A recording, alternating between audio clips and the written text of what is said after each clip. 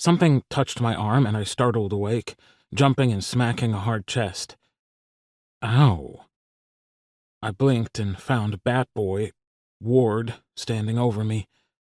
I probably should have been horrified that I'd fallen asleep with a vampire 3 feet away, but I wasn't. Are you gonna drain me? What? His brow furrowed for a beat, then he rolled his eyes. No, Jet, I'm not going to drink your blood. I wanted to say thank you for your kindness before I headed out. Oh, you're leaving? Why did I sound so disappointed by that? A soft smile spread over his lips.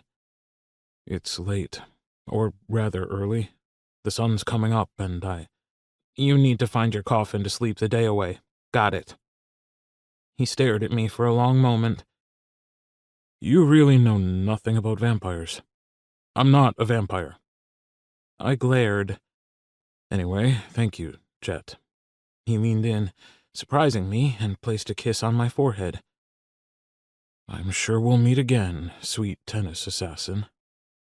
I snorted at that. Thanks for not sucking my blood when I fell asleep. He shook his head, chuckling, then gave me a wink and walked out the front door. I stared at him for a long, long time, then got up to lock the door behind him and went upstairs to get some sleep. I closed the window in my bathroom, then moved to do the same in the bedroom, but hesitated. What if Ward needed a quick escape again? Maybe I should leave it open, just in case. As I settled into bed with my tennis racket on the pillow beside me, I couldn't help but wonder if I'd ever see the strange vampire again. I kinda really hoped so. 2 nights after my strange encounter with the vampire, as I unlocked my front door, I noticed movement out of the corner of my eye. I turned, expecting to find someone in my front yard, and frowned when no one was there.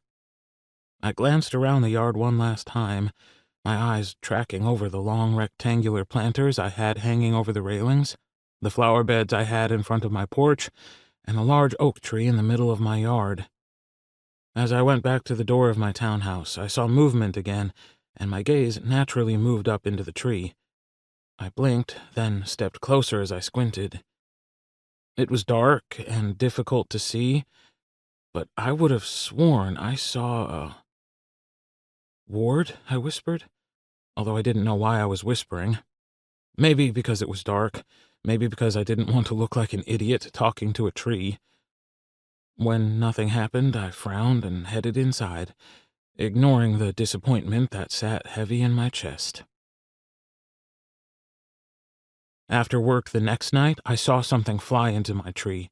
I knew I saw it, and I knew it had to be a bat.